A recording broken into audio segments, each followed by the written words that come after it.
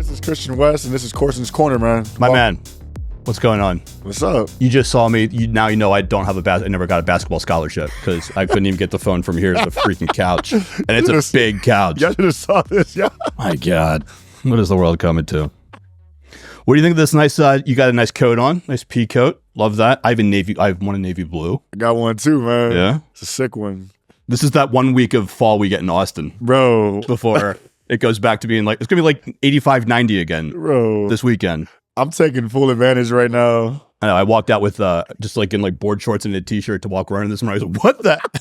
I was like, Dad's got to go put on some sweats. I was like, I'm not doing this. But yeah, this is that 1 week of Austin had, right? It's like, someone was asking me, like, what's the weather like in Austin? Mm-hmm. And I basically said, in October, it's 90. In November, it's 80. In December, it's in the 70s. January, it's in the 60s. February, you don't know. It's a crapshoot. Never know. It could be 60. It could be 6. Literally. And then March, it like bounces back in like 50, 60, 70s. Literally. Like each week as it progresses. Literally, man. This is that 1 week. We get like 1 week in like end of October, early November, where because typically like ACL, the first weekend is really hot and the second weekend is really cold, and then it like kind of bounces back up. Yeah. But like that Formula One weekend, it's always it's roll the dice. Literally, man. Roll the dice. Toss. Yeah. What's new with you? Man, actually, speaking of ACL, I just got off ACL weekend. I was dying for a little bit. You don't know, man, but I'm not a music festival guy. So I'm like, this is my first time going. And I'm not used to this whole put the bandana on the face of the mask so the dust doesn't get into you. And then everybody's doing drugs and smoking and all this other stuff. So I spent the weekend at ACL. I got so sick for a little bit, man. I couldn't breathe for like 2 or 3 days. It was really hot and really dusty. 100 degrees every day. I remember the second day we went, it was like 95 when we got out there. And I'm talking, we got pants on, bro. We're sweating all day. It was disgusting. Do you go out like during the day or do you like wait till it? Oh, my window's like four to yeah, close. Yeah. I'm not doing that 1 to 3. No, Jen was out there at like noon. I'm like, what are you doing? Like, it's too hot. I love all the artists, but I'm sorry, I can't be out there in that heat. Was there anyone you were excited to see? Or that impressed you? Dom Dollar was crazy. Yeah. That Mexican OT was crazy.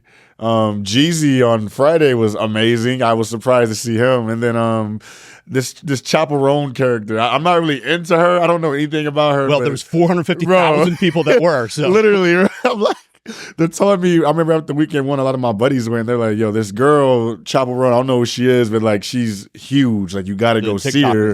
And I'm like, I have no idea who she is. And like, there was a guy named Mike. He's a rapper. I'm actually a fan of him. His set was going on during her set when we went. So we went to Mike's set, and I can't make this up. And there's probably 1,500 people at his set. He's on one of the main stages. It's like Honda American Express. Right. He's on like one of the main stages. So like normally if you're on one of those stages, you got a nice crowd at your show every time. Yeah. And his show was like 1,500 people, like all facing the other way. Literally, bro. And I'm like, he's like super close because like ACL is packed. Like, you can't even get close to the stage. I think they broke the record this year. Literally, it was crazy. A lot of people. It was crazy, and like I'm watching his show and it's like so empty. Then you like turn around. I cannot make this up. You maybe 50 feet in front of you. There's people facing the other way trying to watch the Chaperone show, and it was like a flood of people from like one side of Zilker all the way to the other end. And I was like, wow. There was a drone shot of just everyone doing the OGO, whatever that thing, whatever like the TikTok version of the YMCA is. Yeah. And it was the entire field. Like you saw all 4, was there 4 or 5 stages out there? Yeah. And every single person was just everybody's there watching her. I don't know who she is, but shout out to her. She's obviously the next big thing that we need to be paying attention to. Apparently. Because I'm like, how is this girl performing at 5 p.m. whatever time she was performing? That was all I knew about her was just that drone shot. And I was just like, oh, apparently she's a big deal. Literally. Good for her. Apparently, if you just spell a song and you can dance to it, bro, the TikTokers will be with you. That girl's a superstar. I don't know what she's doing, or I don't know how she cracked the code or social media, whatever she's doing, it's working. Does she have any other songs? I couldn't tell you one song by her. Yeah, all I know is the OGO. Spencer, I can't tell you one song by her. She walked in here, I wouldn't know who she was. Literally. I couldn't pick her out of the lineup. That's so crazy to me.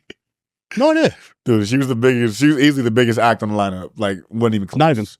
Not even. And I'm talking about Tyler, Creator, everybody. Yeah. She was bigger than everybody. It was an odd lineup this year. Very weird. Right? They brought Blink back. Wasn't feeling Blink.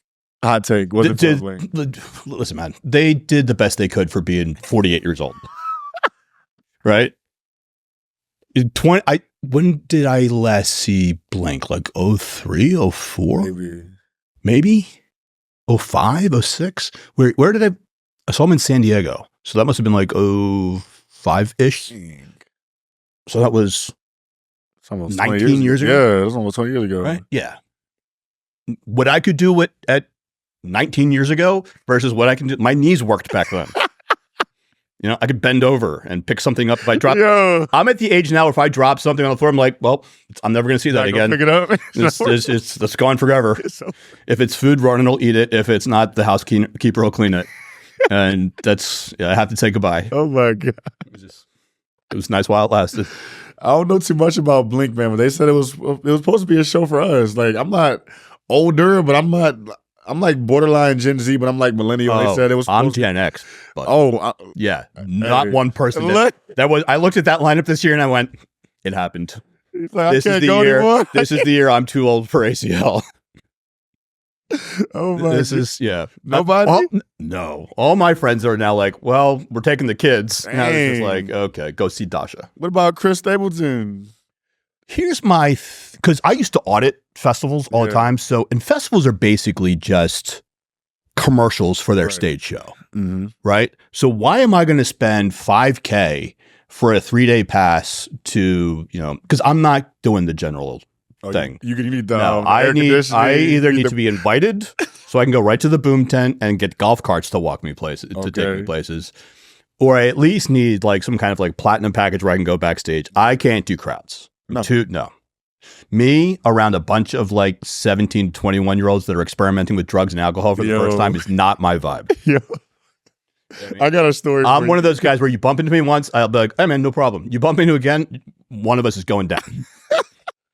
I very, very limited threshold. Yo, I got a story for you. As you said that, this one I realized I'm getting older because, example, we went to the Dom Dollar show, and he's big EDM house DJ, and we're like in this crowd, and I'm starting to see the age difference now. Like I'm 27, man. I'm seeing 21 to 18, and like these kids are like jumping over each other.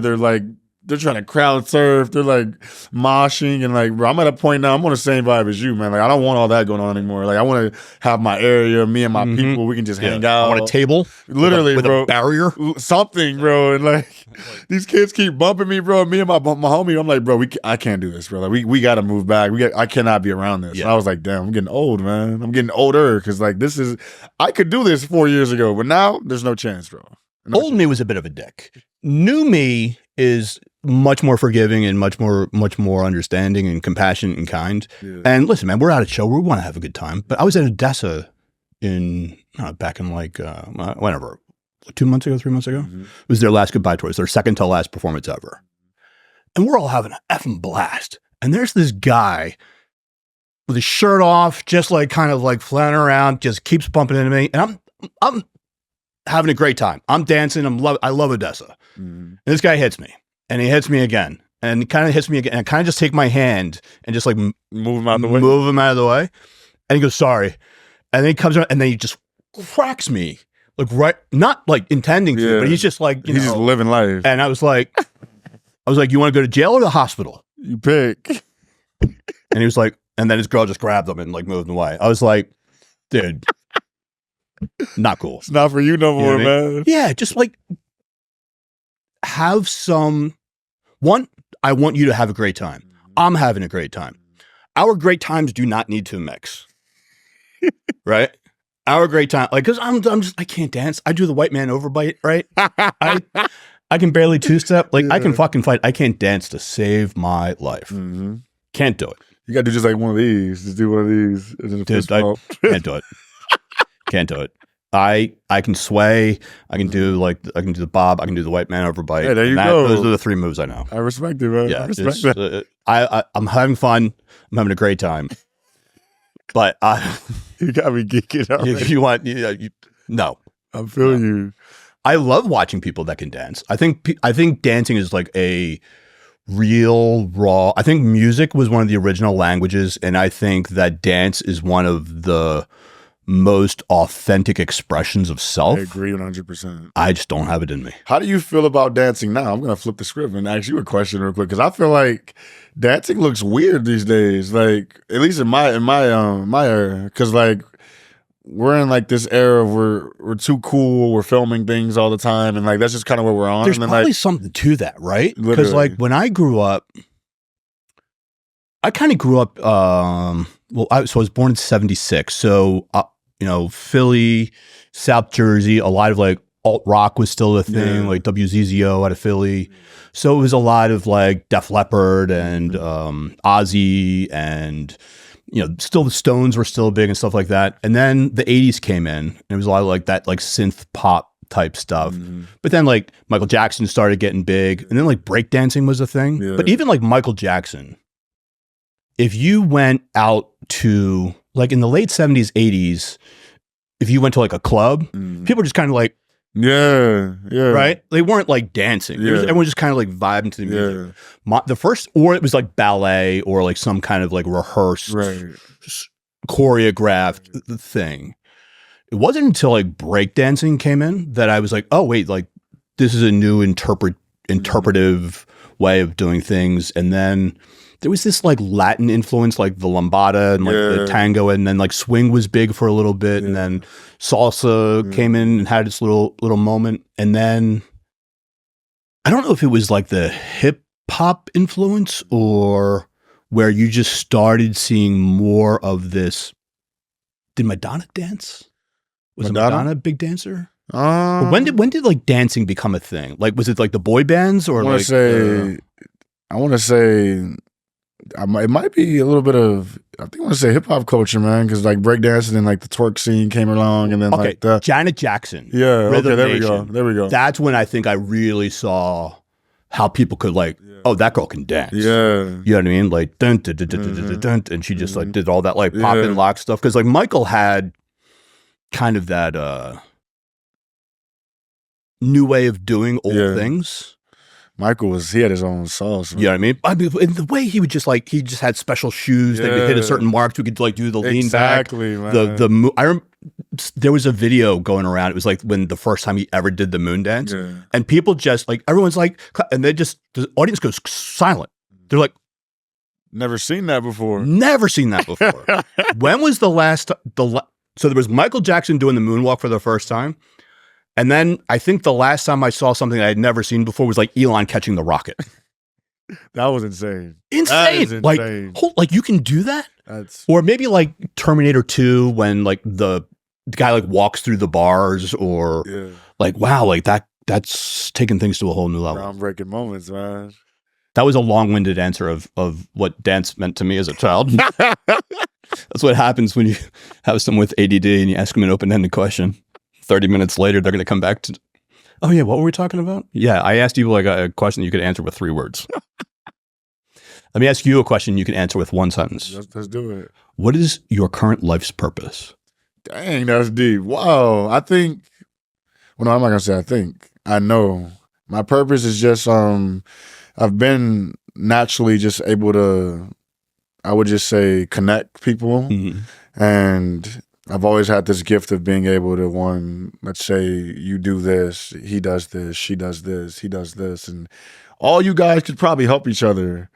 You probably would never want to meet that person, but I could get you in a space where he would be here, whatever she does, she would be here and you would be here. And then I would be like, yo, Spencer does this, she does this, he does this. I think you guys could either make something happen or at least learn something from each other. And I've always been really good at that. Like it was almost like a thing where I didn't know, because I used to be a guy where, oh no, I still am, but like I was really good at, I was super accepting. Like I never judged the next person. I was good in every situation or every room. And what I mean by that is like growing up, I was friends with the emo dude, the cheerleader, the bully, and the kid with no money who's struggling to get lunch every day. Like I was cool with everybody. And it's just like, a lot of these worlds will never cross, but I was good in all of them. So like, I've always been just like a people person, man, and just being able to connect dots and put the right pieces together. It's almost like putting a puzzle and like just being able to put it all together, man. I've always been able to do that. So, do you think that is a gift? For sure. Because I feel like, in a way, a lot of people just aren't really opening or receiving, and it's just like, there's you never know who's in front of you. That's kind of how I look at things, and I'm really big on that. Like, you never know who's in front of you. So it's like, I could look at somebody and like old me would judge and be like, nah, like nah, like too much book on the cover. Exactly. But now I'm just like, you never know what they can bring to the table, and I'm not always looking for an intention. But we're at an age, I think both of us, where you can't just be doing stuff with anybody or just making friends or letting somebody in your circle. We can't do that. But like, I'm going to always at least give you an opportunity to, one, present yourself to me, and then let me know what you're doing. And then maybe, depending on what you say, I might have an opportunity for you, or I know somebody who could have an opportunity for you. So yes, I do think it's a gift, because a lot of people will pass up on who knows what the player be, and you'll pass up on it just because you didn't like the way they were dressed or how they talked or what they looked like, So yeah. You played a lot of D&D as a kid? No, I'm asking because when you're playing that, and I've never played the game, so but my understanding of the game is that you kind of have to have different people that have like different skill sets, right? Different people have different backstories, backgrounds, and what they can bring to the game is their special power or capability or something, right? So when you're curating those talents to accomplish a mission, was that something you could bring into the everyday like connecting space? Oh, this guy does this and she does that, and maybe there's something they can do together? Man, I wouldn't say I was playing the game, but I think for me, my parents kind of instilled it in me. Like my mom and dad used to always tell me, just do right by people, just all the time. And then like I grew up, I played basketball my entire life, and my dad would make sure we go play everywhere, because like we didn't come from like luxury, but we weren't poor neither. But like my dad would take us to the roughest hood in Houston. You're gonna go play there. You gotta succeed. Then we're gonna go play in the suburbs, and you gotta go make sure you can play over here. Then you're gonna go play in your neighborhood, and you gotta be able to do this. And just like, he kind of prepared me for any scenario or any situation, to where like when you go into the real world, it doesn't matter what the scenery is, you're gonna be comfortable. You know what I mean? Yeah. So it's like, he made me get out of my comfort zone, especially like in basketball. It really helped, because like everything's different from like every different demographic, every different scenario, every different like walk of life. Like, it's all different, and the way they do things in the suburbs might be different from how they do it in the hood. And then it's like, in the middle class, you don't know how it's going to be here. Then you go play in the Latin community, it might be different. You go play with whites, it might be different. You might go play with blacks. It's just different everywhere. So it's just like, he put me in every different scenario. So like, whenever it kind of transferred into my real life. So now like, I don't mind going here or here or here, just because you're comfortable everywhere. Exactly. Talking to anyone. 100%. Yeah. I noticed that when we were speaking, you and I got to catch up a little bit at the pool. Yeah. Was that a couple weeks ago? Right? When Jen was in town? Yes, sir. That poor girl. But you have a very high emotional intelligence.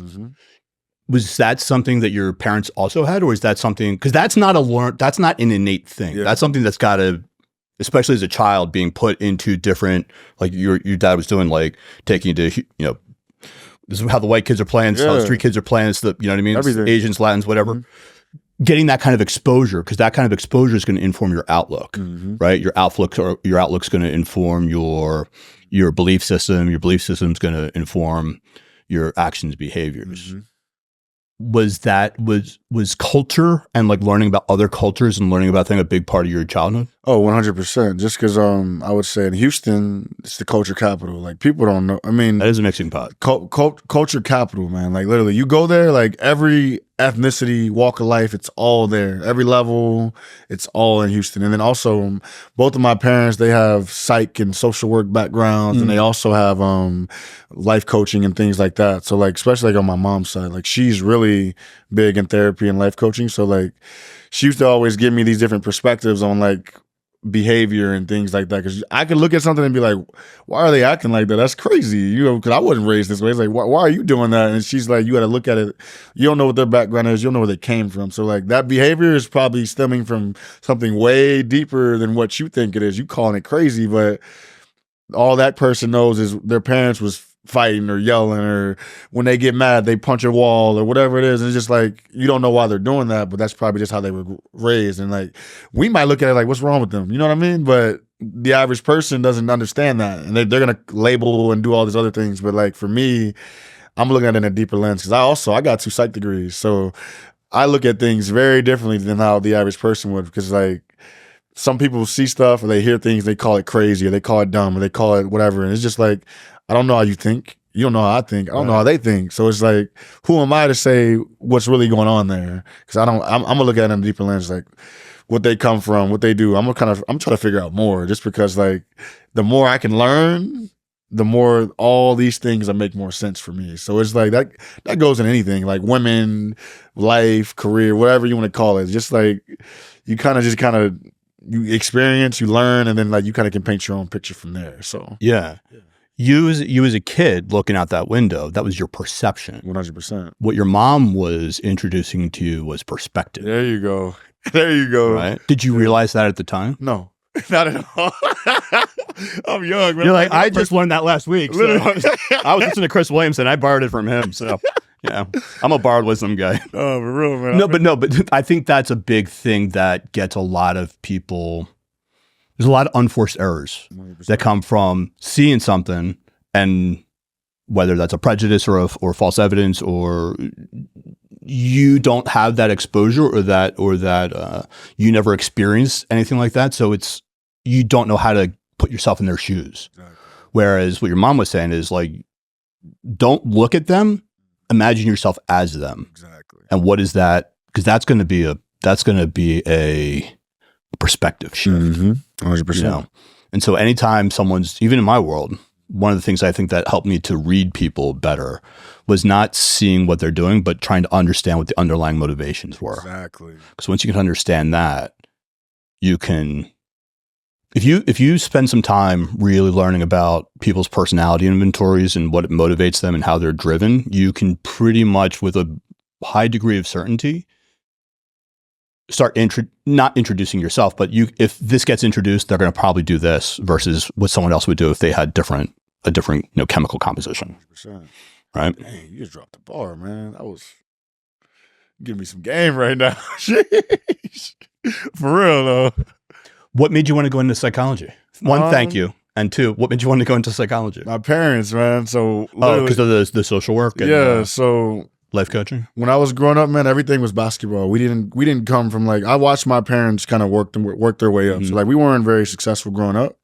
So like me and my brother, we playing ball. Like that's all we know, like basketball. And the thing was like my parents really wanted us to get education. So like the only way we could do that, they moved us to the suburbs first so we can get away from all the, they want to put us in a better situation. So one, we can be in a space where everybody wants to do college and things like that. And then on top of that, even on the sports side, like everybody's getting scholarships every year. Like the school we went to, everybody's coming out. Somebody's going somewhere every year. And the thing was, my parents used to tell us, like, we can't afford to get you guys in college. So, like, the way you're going to get there, this basketball is going to get you there. And I was like, I didn't even like basketball like that growing up. Like, as I got better, I loved it. But initially, it was just like, tick it out. That was like my thing. And what that was I was playing sports and all I knew was hoop. Like, I got my scholarships, man. I'm like, yeah, I'm going to college. Woo! But now I'm thinking like NBA, man. Like this is all I'm thinking. I want to be a pro. And I was good, man. I was real good. Like I'm not going to talk about that too much, but I could play. But anyways, we get to college and you get to a point where this is my thing. Everybody at that level knows, like, the guys who are going, they already know they're going either year 1, year 2. Like they already know they're going. If you're playing longer than that, going pro. Yeah, exactly. Yeah, 100%. If they're not going pro, like if you're not going year 1 or year 2, you're not going. Like you're not.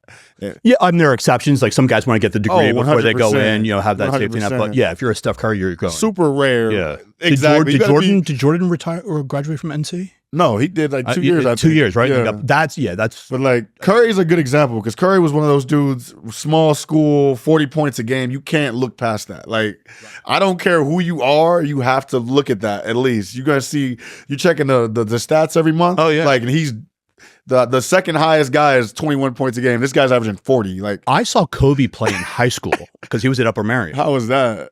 it was so unfair. Literally. So unfair. You could just tell, like, why is he playing out here?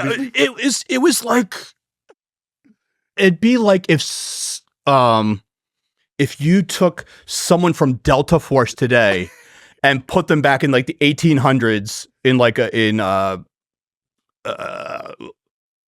what was the HBO TV? Deadwood. Right? So like take like someone who just has all this armament and training and like a super soldier and put them back into like the coal mining towns and have them into like walk into the Old West when the doors to the saloon swing open and tell me who's going to win that fight. He was just that much better than everyone. It was just his warm-ups were just like so much more dynamic than everyone else. Like, like, all right, hey, we're gonna run the court. No, he was lapping people just doing warm-ups and was just like, what? Why can't you keep up? He was so good. I love that, man. Watching him at 17, watching Kobe at 17 years old dunk a basketball would be the equivalent of like watching me dunk on my nephew with like a 4-foot net. Hey, that's it. Like not since, remember like when Jordan in his prime could like leap from the half court, move forward, somehow shift to the right, go forward, back up, go back to the left, and then go forward and just like dunk on you. It was like watching someone do a magic trick in the air. Insane, man. What he could do against just people were his age. And it wasn't like he was that much taller than the other people he was playing with. But he would just like look left. The entire team would go to the entire opposing team would go to the left. And then he just go, okay, I guess I'll go this way. It was magical to watch. Hey, I believe it, man. I've seen some pros, so I get it. Trust me. I've seen a couple guys that I grew up with. They're not any superstars, but I guess De'Aaron Fox. He plays for the Kings right now, Sacramento. Yeah. He's an all-star too, man. I've seen him growing up my whole life. Incredible. Like they told us at 13 years old, this kid's going to the NBA, and it's crazy. He's starting the league now. That's what I'm saying. Like like year 1, year 2, if you're going pro. Literally, we knew Kobe wasn't going to college. Look, Kobe's going straight to the league. That's crazy. He was like because LeBron hadn't come around yet, so like Kobe was like the first like high school kid in my lifetime that was like on the cover of ESPN really? magazine. Okay, like the world knew who he was. Like you would see like I think like France 24, like France 24 had a news crew there to like watch it because it was like state championships or something like insane, that. Man. Yeah. And it was like his senior year and they all the scouts, all the TV. Yeah. It was insane. No, man, that's how it was though. Like for me, like I knew I wasn't going, bro. So like it's getting like my junior, senior year. I'm like, did you get a ride? Oh yeah, 100%. No, so you were good. Yeah, I didn't pay for school. Good for you. No debt. Well, not that I know of, at least. No debt. So we didn't do that. But so where did you wind up going? Huh? Where did you wind up Western going? Colorado. Okay. Yes, sir. So I was up in the Rocky Mountains, man. You were a psych major? Yeah. Okay. And the thing was, I didn't know, like, I swear, I was trying to, like, even plan for, like, overseas or something, but, like, I knew it wasn't happening. And I called my parents. I'm like, what am I going to do? And, like, you got to focus on your degree now. Like, what are you studying? I'm like, psych. I mean, that's what y'all do. So I'm going to do it. You know what I'm saying? So we did psych. I got my degree, and then I'm talking, boom, I moved to Austin. I started doing therapy. Didn't really enjoy it. Did you get your master's or your PhD or anything? No. Okay. No, so when you said you had 2 psych degrees. Oh, my bad. What you call it? So I started in JUCO first. I got an associate's, then I got a major in psych. So I did both of those, and then that was that, man. So you wanted to be a therapist or like a life coach or a counselor or something?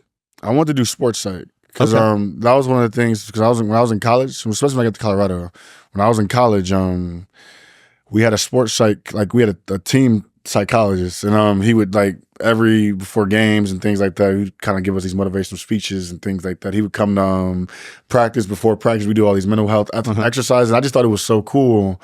Because one thing my dad used to be big on was like, if you want to stay in sports, like just find a way to stay around the game. So like in my head, I was like, sports psych. Like I'm gonna do that just so I can stay around basketball, and then I can kind of give back. Because like these kids, they don't know what all comes with being a college athlete and things like that. There's like that thing is that is a job. Like people think you live in this luxurious lifestyle, you get to party and play ball and kind of go to class and all the girls, and no, that is not, like, that's part of it. That you gonna get that too, but like you're waking up at 5% of 95. Exactly. Like you're waking up at 5 a.m. every day for like stretching, then meetings, and then film, then practice.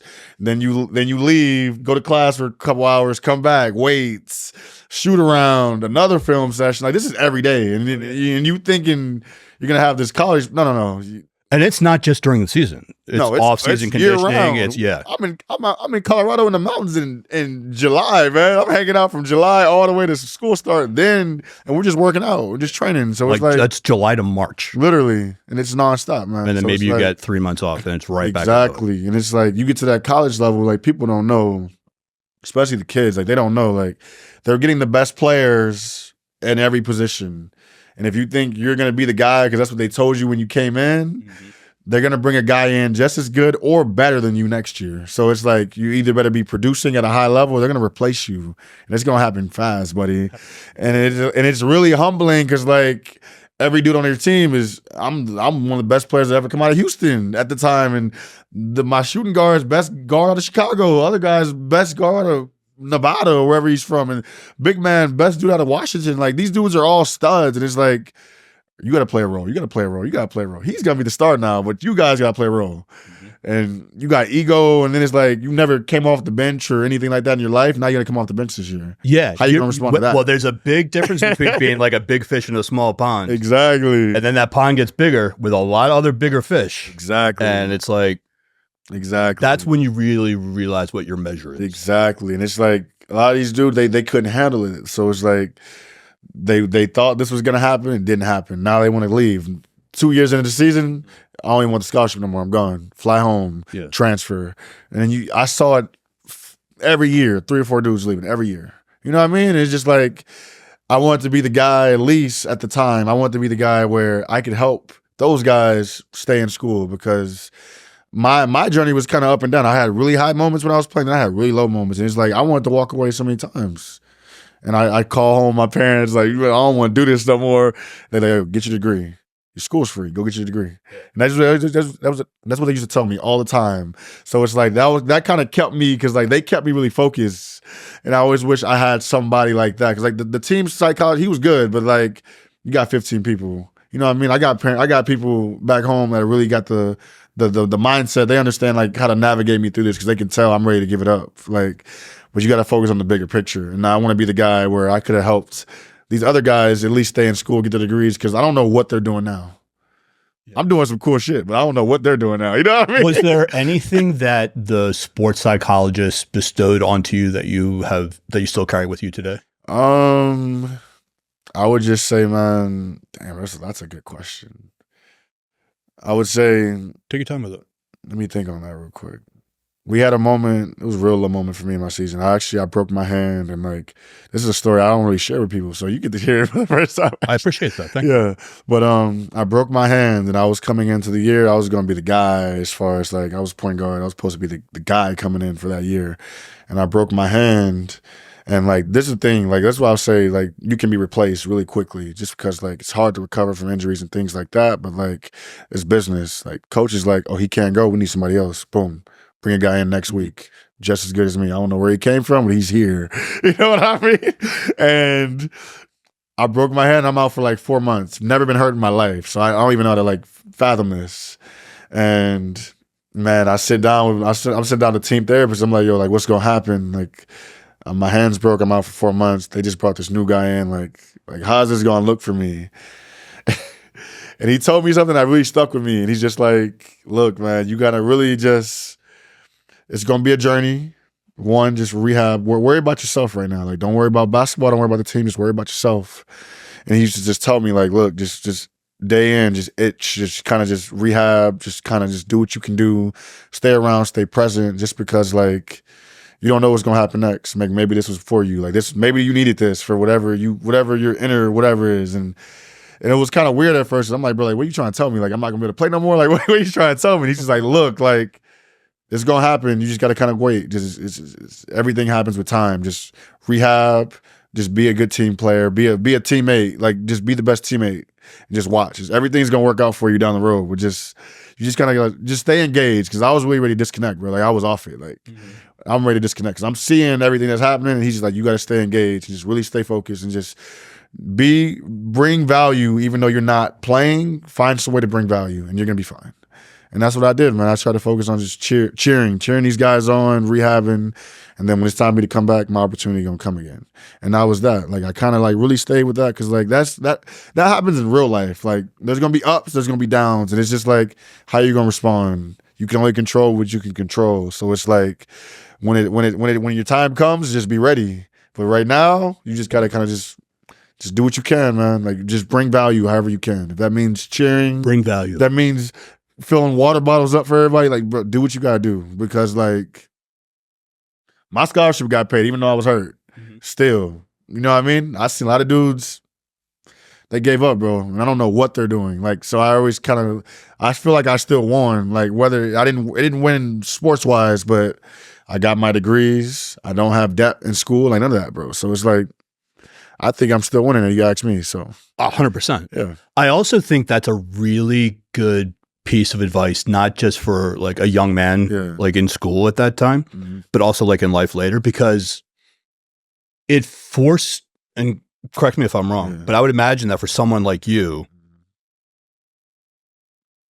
having had the opportunity to play, right, to be on that side of the thing, but then to still be a part of that thing, but from a different, because now you're getting to see how people are responding to being coached, and what works and what doesn't with different personalities, versus like when a coach is telling you something, it's about you, right? So you're taking this one-on-one dynamic.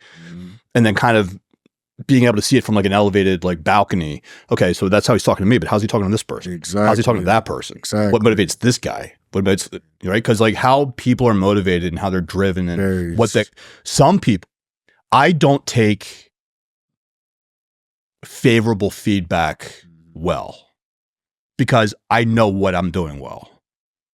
Oh, you're really great. Thanks. Like, tell me how I can be better. Tell me how I can improve. Tell me what needs a little extra attention. What's not yet squeaking, but will eventually be a squeaky wheel that I need to not get complacent about and make sure what part of the garden that I can touch still needs tending to. What were some of your takeaways from that experience? Man, I would say that you kind of really spoke on a good point too. So I would say being able to like see everything from that point of view was like really different actually, because I've always been big on like watching how people respond to criticism and things like that, but I've never really just paid attention. Like when I'm playing, like I'm really focused on me. Right, yeah, you're in the zone. And it's just like when you're on the other side, you kind of see like how the coaches coach, like you were saying earlier, just like how everybody responds to criticism. Like I knew guys that like you yell at them, they're shutting down. Like this would be the best guy on the team too, and you yell at him, oh, it's over. Like he gonna go sit down, he gonna lollygag. You're not getting anything out of him. And it's just like you can go to this guy, you can yell at him, and it's gonna fire him up. He's gonna whatever you need from him, he's gonna do it at the highest level. Now you got him going, and it's just like. I didn't realize it was that deep. And like even in like games, like I knew guys that like they made a mistake. Like let's say come down, turnover, whatever. They looking right at the bench just to see they getting subbed out or not. And I was like, wow, like why? And then these other guys, like they're so comfortable, they know like coach gonna let me get away with this, this, and this. So it's like they do something, just run back down the court, no problem.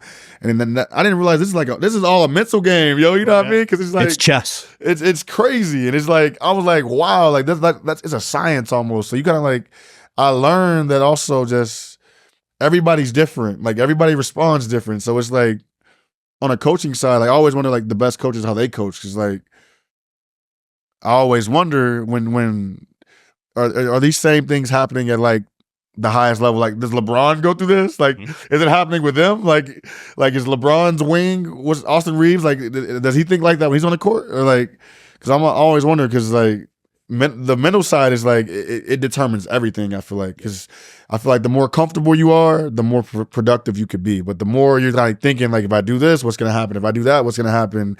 It can be weird. And then like you were saying also, just the way we talk to people is very important. Like I think coaches in the sports realm as a whole, they need to learn every guy 1 to 15 from top to bottom. Like that sounds like a lot of work, but I feel like it needs to be done because everybody needs to be coached differently. And I think that's even in like real life, like even supervisor to employee, whatever. Like you need to know how your team responds because like if you think you can just push, that person might shut down. They might need a meeting after the day and for 30 minutes to kind of go through everything and like, this is what you did right, this is what you did wrong, and then go apply it. You know what I mean? Because like I've seen if you don't really know what you're dealing with, it can really be a recipe for disaster. So in a way, I feel like the more you know the people you're working with, and this is basketball, life, profession, anything. If you know what you're dealing with, you know how to manage that. You're both. I mean, your engine's gonna be a little bit more successful. Everything's gonna be a little bit more successful. So it's so true because there's a sign at Ranger School that says lead, follow, or get out of the way. And for a long time, I thought that was about, in order to be a good leader, you have to start as being a good follower. What I've learned later in life is that there's different kinds of leadership. 100%. Right? Some is Sun Tzu. They want you out front, the Braveheart, the gladiator, the follow me, like we're going to go, right? Other types of leadership is more of like a coach in the skybox, like knowing how to marshal resources and command. There's also a time in leadership where it's just like, trust the captain, trust the crew, get the fuck out of the way and leave them to their work. Like stop micromanaging stuff and making things, stop introducing additional variables that do not need to be introduced if it's running efficiently, right? So that lead, follower, get out of the way. Because Ranger School is ultimately a leadership school. Right. And what I thought that meant was, not for the weak or faint-hearted. And what it really meant is understanding the dynamic at play and how you can best contribute. How have you taken those lessons and applied them to your professional and personal life? So, damn, that's a really good question too. You're killing it with the questions. So I would say for me, man, just kind of like in my daily. Stop giving me really good answers and I'll stop asking you really good questions. So I would say in my day-to-day, man, just because I do a lot of things. So just kind of get briefly in that.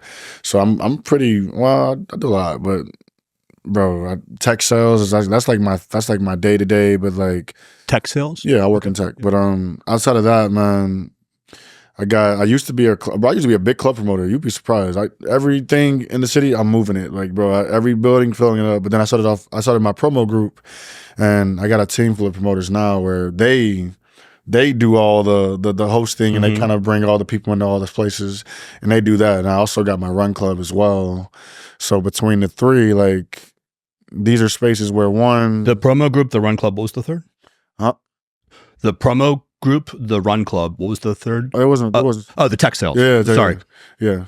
And then all these different like walks of life, man, it's kind of like it's always been like this big, I kind of set the intention and then like I kind of pass it off to the next person. Like, especially when I was promoting, because like when I got into it, I was one of the first people doing it. And then run clubs. Yeah. And it was one of those markets where like it's always growing and people want to be a part of it.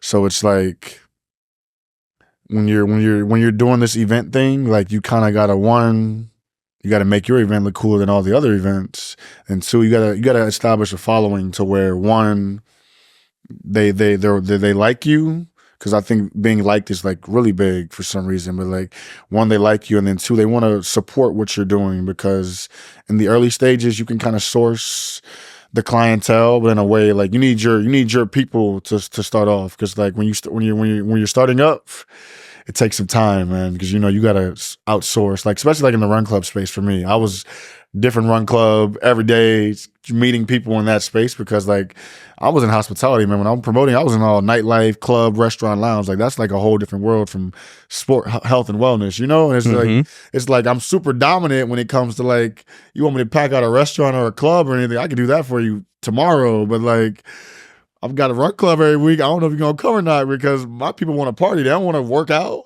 So it's like, for me, I'm serious. Like for me, bro. No, you're right. There was some, I don't know if it was like Blaine or there was a dating coach on Instagram or something that says something along the lines of, if you want to meet like a quality like partner, go to the gym at 9 o'clock on a Saturday morning. 100%, bro. Everyone there wants to be there. They're prioritizing their health and their fitness. Bro. And you know for a fact that they weren't, doing a duffel bag drag to the Shack of Shame at 2 a.m. on a Saturday, 6 hours earlier. You just dropped the bomb. So I'm glad you said that, because my run club Sundays, 9 a.m. Sundays, 9 a.m. That's a very specific window.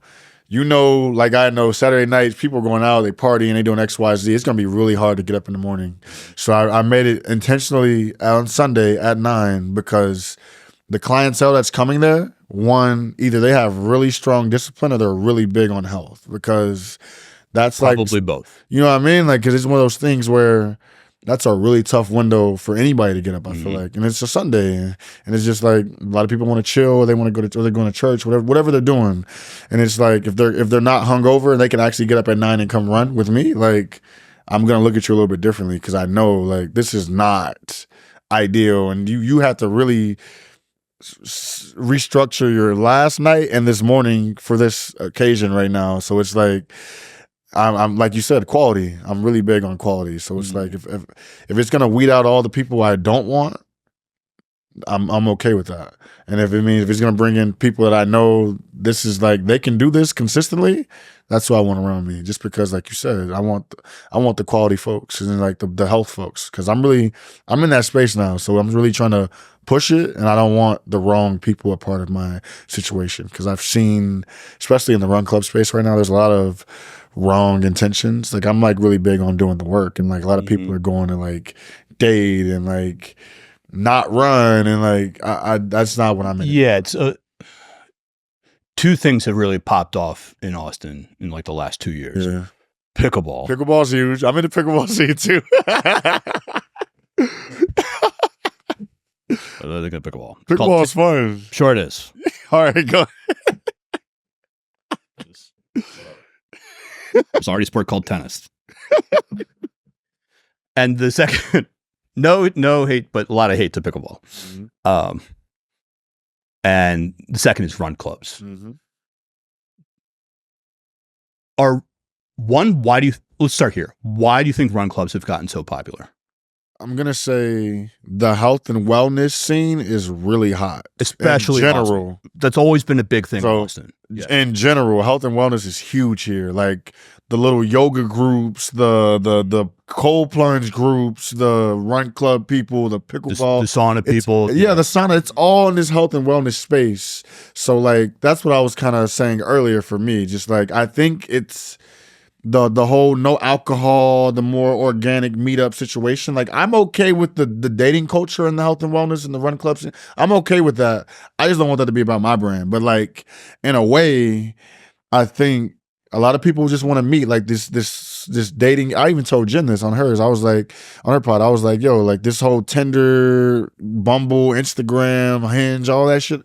No, bro. Like, if you can bring me 30 baddies and put them in a cold plunge, or we go run a couple miles together and we get a coffee after, that's like a way better way. Who's the girl? I want to follow up on this. Who's the girl? She used to be on Saturday Night Live. Black woman, short hair, really funny. Then the Olympics like picked her up to do like some side commentary or something. I can't remember her name. I can't think. She was on a talk show or something, and they were like, and the host was like, "Oh, I was on the dating apps for a little bit," and she said something. It was so, I'll put it in the show notes. She's like, "I think they should just take all the Bumbles and the Tinders and just put them all together and just call it what's left." Literally. Something. And like the host like did a spit take. It was like, I was so funny. I sent that to fucking everyone I know. It was really, yeah. Seriously, man. But I think there's something to the run club. And this is the same thing with like networking events, right? It's like I'm going to host a networking event, and it's just going to be a bunch of people with their hands in their pockets being a wallflower. Whereas like a run club is you're getting to participate in an event. Right. That's why you're there. Mm-hmm. The social dynamic, the singles groups or whatever. I mean, what do you find just being a guy who takes his dog to a dog park in the morning and watches all the run clubs? It looks like it's like a 70-30 split. Now, I don't know if that's just because Austin's like 90, there's like 9 women for every one guy in town. But is it a strength in numbers thing? Is it women are more inclined to go because it's both it's fitness and safety, right? Because there's like they're not 100%. Like worried about running the trail by themselves. 100%. But then I think there's also something which you touched on earlier. It's like there's almost this like cult of personality that can get involved, where it's like, yes, you want people to like you, and yes, you want to be a charismatic. You need to be charismatic in order to cultivate that kind of a community. But at a certain point, it can get a little too much about self-validation. No, I agree. Right? How does your run club try to keep all those tiers in check? So I'm very particular. Anybody who's been in my run club can vouch for this. When we start, I make everybody say hi to somebody they don't know.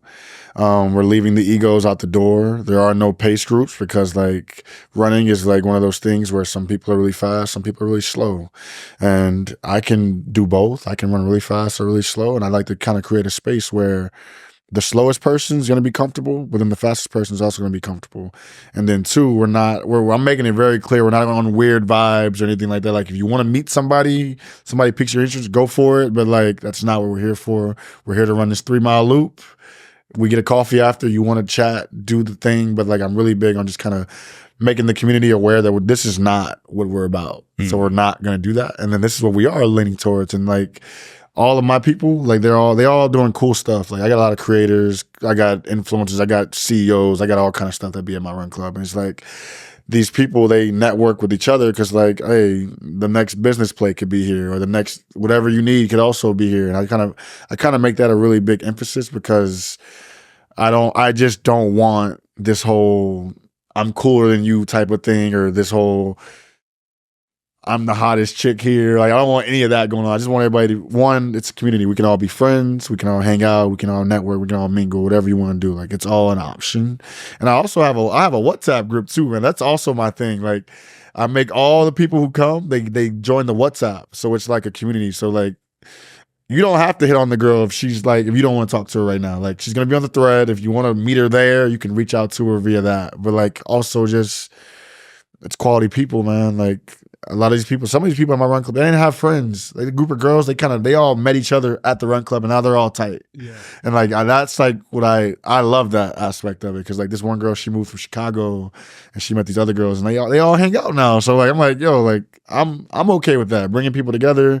I'm cool with, but like this whole ego thing, we're gonna check that right away. Like that's not happening with me. Like I like that you don't have the different camps, or not the this is the 7-minute mile, this is the 6-minute mile. We're not doing that in the military.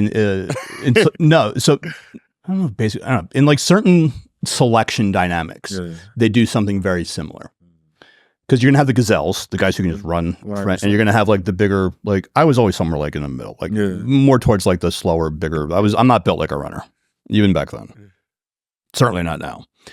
But it's a real interesting thing, because the people who are at the front are still going to push each other 100%. To the front. And the people who are at the back are going to be motivated to not be last man. 100%. Right? Or last person, as the case may be. And so that's going to push them to be a little bit more. But then you also see who the natural born leaders are, because the ones who are, you're going to have some guys who could run fast, but want to come back and help motivate the people. And you're going to have some guys who just, I'm using guys universally, will finish really fast and be like, I got mine, where's yours? And then some of those guys will finish and then double back and help bring the last man up to make sure they're not, even if they are going to be the last man, they're not going to be alone. And that's a real interesting read you can get on people. With your, kind of sports psychology background, and you're cultivating these runs, are you able to pick up on who's who? Bro, yes. Like the way you described that was like really spot on, because we got a girl that comes, she's a stud, yo. Like this girl's like really fitnessy, like she works out a ton, like she's like the female Matt Troy. Bro, she'll lead the group, like this is my route, and she'll like take us on a route. I'm like, yo, like what is this? And then we got this guy also. He's a big fitness guy too, actually. Like, because I got like people who kind of run, some people who really run, and like some entry level runners. And there's a guy. He's the same way. Like he'll run 7 miles. Like we're running 3. He'll be like, all right, y'all run 3. I'll lap you. Literally, like he'll run 7, and he'll just meet us at the starting point. And he's like things like that where it's almost like nobody like identifies themselves as that. Like we just kind of just like mingling in the circle or expression or whatever before the run. But then like once the run starts, like you said, they just kind of enforce themselves. And then like even in myself, man, like I can lead the pack if I wanted to, but I'm really big on like, especially like when new people come, like I want them to feel comfortable. So like I'll purposely run like slow. Part of the community. Yeah, like I'll purposely run with them just because like I want them to have a good experience, because like if everybody's running fast and they can't keep up, like this is my shit and I'm with you. So like don't worry about it. You're good. And you know, that makes people want to come back, because like if you're that person in the group who's like way in the back and everybody else is like running way in the front, like you're not going to come back. So I like to create a space where I want to make sure from the fastest to the slowest, or the new person to the person who's been here for 5 weeks, 6 weeks straight, I want to make sure everybody's on the same page. So yeah, there's that fine line between challenging and difficult, right? You don't want to show up as maybe you're new to running or used to running, but you haven't done it in a while, and then you start, and then like everyone's gone. You're like, well, I'm not going to do this anymore. Exactly. I can run by myself anywhere. Exactly. So there is that. You kind of want to make everyone feel inclusive, make it like, because there's a real, like, it's a club, it's a community, it's something we're all working towards. 100%. What made you want to start a run club? Like I said, man, so I was in when I was promoting in nightlife and all that, I really loved that space, but I really wanted to get out of it. Like it was a really dark space. Like I still do events from time to time. It got to be something big now for me to want to do it. Like it got to be a big show or something. But I just didn't want to be in that space anymore, because I used to just see people, getting drunk, becoming alcoholics, drug addicts, like see a bunch of dark stuff in that world. And I just didn't want to be a part of that no more. So I was like, how can I kind of rebrand this and still do events, but like more in a more healthier space? And I've always been into running. I did the run club thing, but then one of my buddies was like, yo, like you already got the following, like just start your own. You run already. Like people see you running, like start your own. So I introduced Running is Sexy, man. And then boom, the run club started. And it was kind of funny because we started off like really slow, like 5 people week 1. Then it was like 8 people week 2. Then we had like 17 people week 3. Then we had like 30 people week 4. And now we're like kind of floating between this 20, 30 range every week now. And then, you know, it's been steadily growing, but I never pictured that I would be in health and wellness. I thought it would have been yoga. I'm more of a yoga guy than that, but you know, I got into this run thing and I really love it. And like the people I've been meeting through it, I've go to other run clubs. I've met so many dope people just networking there. Like I really like the community. So like I want to do more things in the health event space. But like right now, the running is my priority, just because it's kind of like one of my newer ventures. But I'm really loving it, man. And like the community's, it's insane. Like the best people are there. Talk to me about your intro to yoga. Where was that first get started? 3 years ago, bro. Shout out to my boy Cristo Burciaga, Mr. Agent PYT. He's founder of that. He's based in Chicago now. Funny, a lot of my people from Chicago, but he's based there now. And when how's a Houston boy get connected with Chicago? Hey, it's cool. Things happen, man. But no, I connected with him in Austin actually. I met him on the party scene actually. I want to get back to this, but one of the things, I was having this conversation this morning. They were like, "How long have you been in Austin?" Like 12 years. Like, would you live anywhere else? I was like, no. Really? Like, what do you love about it? It's like, it's a community. It's like, there's a rule, as long as you're not a dick and you're looking to do something, there's going to be people who are willing to help you. There you go. Right? There you go. And it's like, you know, like the 3 types of like interactions, like there's like the transactional, the experiential, there's virtuous. There's a lot of virtuous people here in Austin that just want to help you because someone helped them. There's a big pay it forward here. 100%. And again, your time, man, I'm telling you, the door's going to open. I tell people this all the time. Yeah. But you got to be willing to put yourself out there. Yeah. Right? You got to be able to speak your truth. You got to be able to be authentic. Like, be who you really are. Because we were talking earlier about how people show up one way and they really are another. Oh, 100%. But yeah, Austin's real good for that. So it doesn't surprise me that you met him here. Man, I'm so glad you said that. But I'm going to get into that later. Yeah, we'll circle back to it. But when I met him, I was on the party scene, and like him and his little brother they're really tight with me. And his little brother's like me and him the same age. He's a little older than me, but his little brother, we're best friends. Like that's my guy. And Cristo, he's big in yoga, and he used to do these little yoga events. This is what I was saying. Like he really, I hate that he left Austin because he cracked the code. He was like the first one doing like these health and wellness events before they got big. And I tell them all the time now, I'm like, bro, you need to come back because you started this. It's in, bro. And you were the first one that was doing this shit like before it got hot. And I'm like, bro, like he used to tell me all the time, because I was always in the fitness. I was always working out and things like that. He's like, yo, you gotta come to yoga with me sometime. I'm like, nah, bro, like I'm not into it. He's like, bro, just come to yoga sometime. Like we can do a class together, whatever. I'm still just not, I'm brushing it off. But then he started his company, the Agent PYT. That's Power Yoga TV. That's his thing. Oh, okay. And he used to do like these. He booked yoga ladies. He DJs and he like do this big yoga class at like these cool places. So he's like, yo, I'm doing this event. I know you don't do yoga, but just show up. So yoga's so good for you. Hey, literally. So I show up and like look, I'm gonna say for the guys, it's gonna sound kind of crazy, but look, some of the best women are in the yoga classes. If y'all want to meet some girls, go to yoga. But that's not why. So it's a toss up between like CrossFit and yoga. Look, it's a plus, man. Like that's not why I'm going, but it's a motivator to go. But like I'm going, I go to this event. I'm like, I've never done this before. Brought to you by Lululemon. Hey, that too. That's, I don't even got a mat, bro. I don't even got a mat. So I show up and I'm like, I don't know what I'm doing, bro. Like, can I share yours? Literally, bro. I don't know what I'm doing. But anyways, they give me a yacht. I'm at. I do the class, and I'm like, you know what? This is kind of cool, actually. I kind of liked it. I feel great after you. Literally, bro. My back, my hips, everything. It's amazing. So then I'm like, you know what? I want to do this more. I go buy a mat. Cheap mat too. I'm new to yoga, so I don't know. I just buy a little bullshit mat, and I started going to Black Swan. I lived up in the Domain at the time, so I'm going to Black Swan right by the Domain. And Black Swan's donation based, so like it's really cheap to go. You can pay $1 and go practice there every day if you want. And I started going to Black Swan, and then for me, it was like this like release almost, because like I was going through some stuff when I first got here. Like it wasn't one of my best years. I said that like new kind of like first job. All these things are going on. I'm trying to get established, and like things aren't really going my way. And I just need to kind of like find a way to release. And like therapy's cool, but like yoga's like nice. Like it's really getting me through this like my demons, man. I'm fighting them in there, bro. So like it got to the point where I'm doing it a lot now, bro. And now when Crystal hits me up to go do yoga, we go do it together now. All these events I'm pulling up. I'm meeting all these yoga teachers and all these things. And like, it's really like the people were so welcoming, because like you go to these classes, you're like, you don't know what the hell you're doing when you're there. But like the people next to you, they're going to help you. The teacher's going to help you. Nobody's going to look at you where you're not going to get laughed at, nothing. Everybody's super nice. Yeah. And I was like, yo, I like this. So now I'm at a point now, we're 4 years later, I'm doing yoga 3 times a week regularly.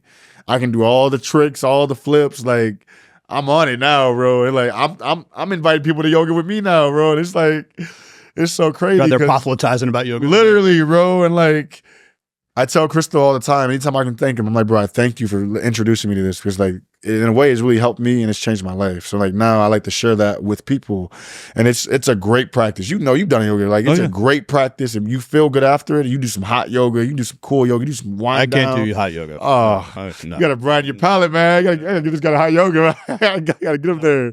But I'm just being real. I can stretch or I can sit in the sun. I can't do both at the same time. I'm a walker chew gum. For real, man. So like for me, like when I tell you it changed my life, and I thank him all the time, because I really love, like that's one of my favorite exercises, like health and wellness wise, that's my favorite, like no question. It's really good. Like I can lift weights, I can run all I want, but like yoga I'm not missing by any means, bro. So yeah, the whole like being hybrid now is a big thing that didn't really exist before. It's in. We were going to circle back to Austin as a community. Oh, let's do it. How did you wind up in Austin? Man, so I was getting ready to graduate college, bro. I'm getting ready to leave Colorado. I go on Google. Shit you not, bro. I go on Google.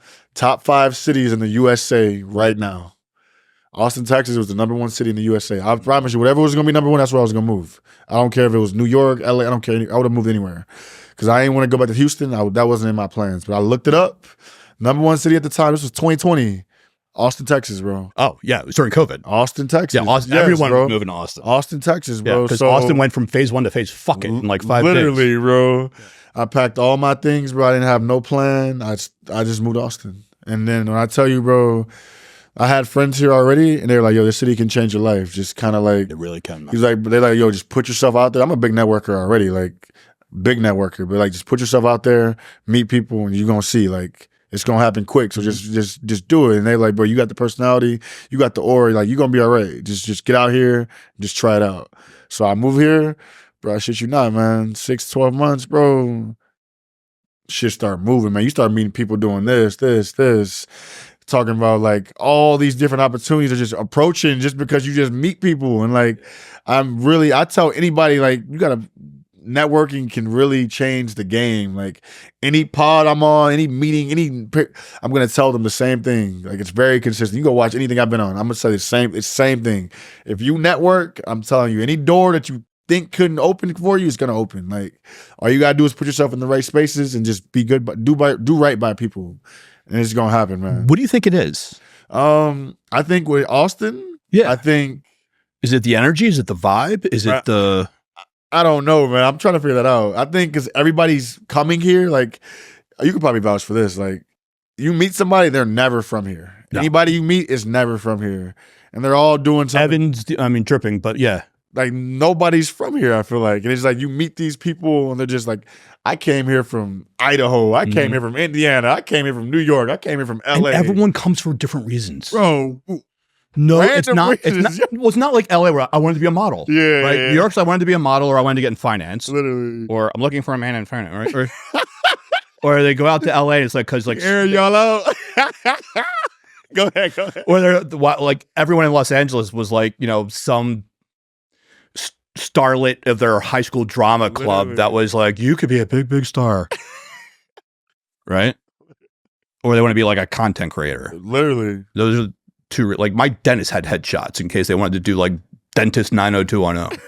Yeah. I was like, get me out of here. But Austin, everyone comes to Austin for a different reason. I don't know, right? Why. Whether it's, I think it's the energy. I think you're right. It's the vibes, man. The vibes are there crazy. There is definitely a different vortex. Not that I'm a woo guy. Nah, for sure. But yeah, dude, this is a lot of fun. I end every podcast by asking my guests 5 questions. Go for it. Question number 1. What is your first memory as a child? First memory as a child? Dang. That's a tough one. I would say elementary school. I did the Cupid Shuffle. I sang it at a talent show. How old were you? Like 8 or 9. I don't know, bro. 9 maybe. I started the Cupid Shuffle, and I remember my parents and all my. So if we open up your mind and it's like an iPhone like photo grid, and we scroll all the way to the top. Yeah. Top left is you at a talent show at 8 years old singing bro. What? The Cupid Shuffle to the right, to the right, to the left. Nah, bro. Can you still do it? No, I don't know. I had more confidence then than I do now, and I'm like, I can't believe that, but. I couldn't imagine singing in front of a million people like if that. You can find like a VHS recording of that, I'll bring it to you. And no, then you should like redo it and do like a side-by-side reel of like 8-year-old you and like 28-year-old you. Bro, it was a sick moment, man.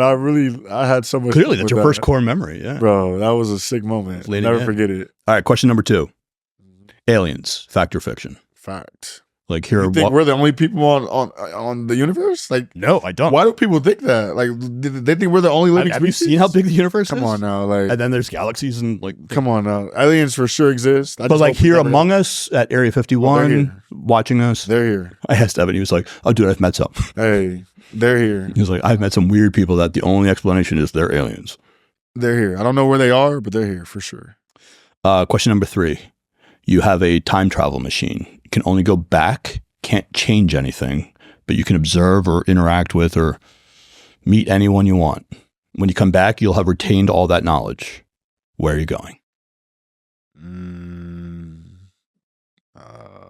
I want the 80s, man. Where in the 80s? I don't know where in the 80s. I feel like the 80s was just vibey. It was just super cheap. Yeah, but you don't want to go to like Podunk, Iowa in 1984. Just in general. Oh. Yeah. No, like specifically, I want to see the pyramids get built. Oh. I want to be on Broadway when MTV goes live. Oh, wait. Backtrack. Let's answer that then. I would probably want to go to,